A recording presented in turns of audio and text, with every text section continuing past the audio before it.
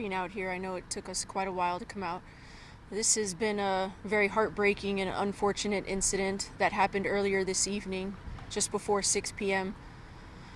Officers received numerous calls of domestic violence at a residence here behind us near 41st Avenue in Alta Vista. When they arrived, they saw an elderly female in front of the house that had injuries. She was escorted away from the front of the house. As officers continued into the doorway of the house, they saw a victim, an adult female victim, on her knees near the doorway, suffering obvious signs of injury. Behind her was an adult male suspect who was holding 2 knives, one in each hand. At this time, we learned witnesses in the neighborhood heard officers give multiple commands to the suspect.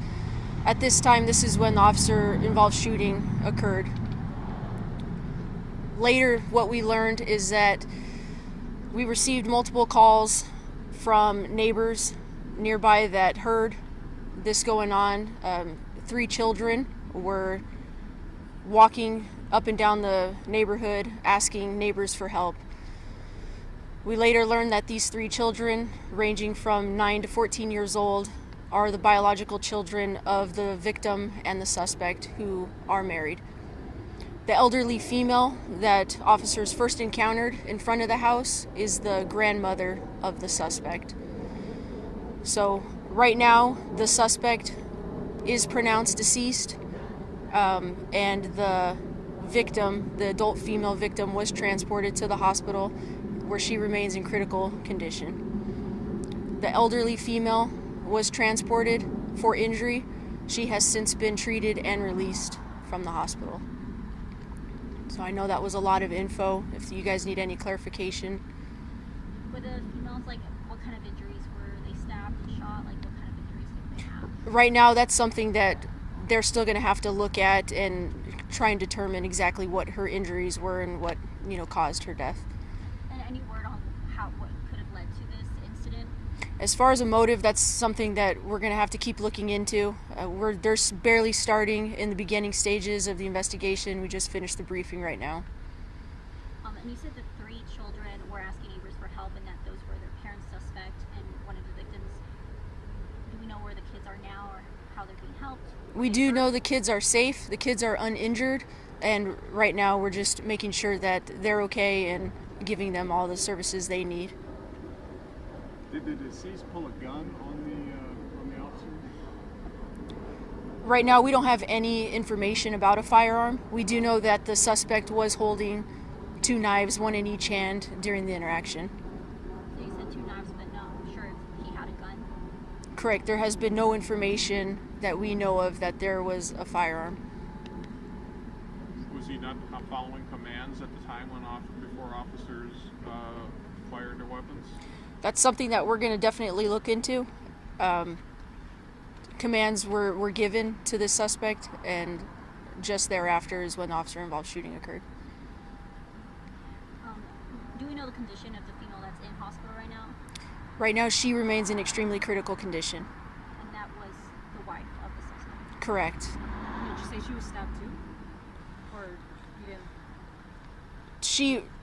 Her injuries, yeah, sorry. Her injuries are believed to be stab wounds. Again, we don't know the extent of all her injuries and what exactly led up to her succumbing to her injury. And you said was it neighbors that made the calls? So we received numerous calls of domestic violence, and some of those calls came from the neighbors as well as the children reaching out for help. So if the suspect had, for as far as we know, knives, then would it have been police then that fired first, or is that something that's still being investigated? Yes, the officer, we did know one officer did discharge his weapon. Any officers, again, no officers injured? No officers were injured in this incident.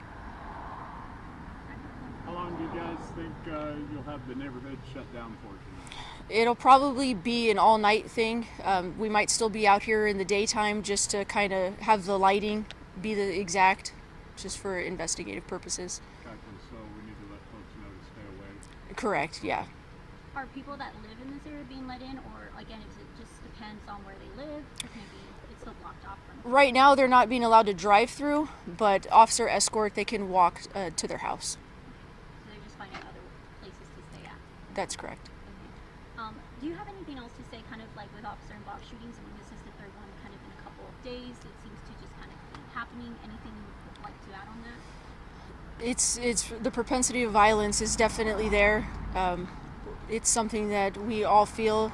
Our community feels it. Officers feel it. Our detectives that have to respond to this.